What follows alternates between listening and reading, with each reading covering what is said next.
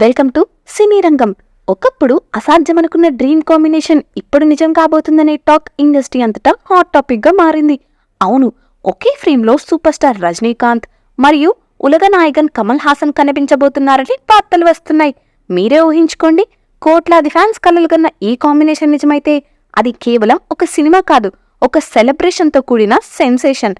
రజనీ, కమల్ ఇద్దరు తమిళ సినిమా చరిత్రలో సగం సగం రాసిన లెజెండ్స్.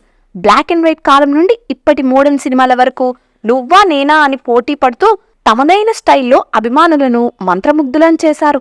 అలాంటి ఇద్దరు లెజెండ్స్ 46 ఏళ్ల తర్వాత మళ్లీ కలిస్తే స్క్రీన్ మీద మాయాజాలమే.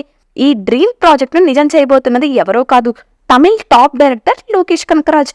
కమల్ హాసన్ కు విక్రమ్తో మాసివ్ హిట్ ఇచ్చిన లోకేష్ ఇప్పుడు రజనీతో కూలీ సినిమా తీశాడు. దీని తర్వాత కార్తీ హీరోగా ఖైదీ 2 చేయాల్సి ఉండగా అనివార్య కారణాల వల్ల అది కొంతకాలం వాయిదా వేసినట్లు తెలుస్తుంది.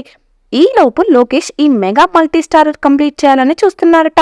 అంతేకాకుండా ఇటీవల రజనీ కమల్ కి కథ వినిపించాడని, ఓల్డ్ ఏజ్ గ్యాంగ్స్టర్స్ మాఫియాను ఎలా ఢీకొంటారన్న కాన్సెప్ట్ మీద సినిమా ప్లాన్ చేస్తున్నారని ఇండస్ట్రీ టాక్ వినిపిస్తోంది.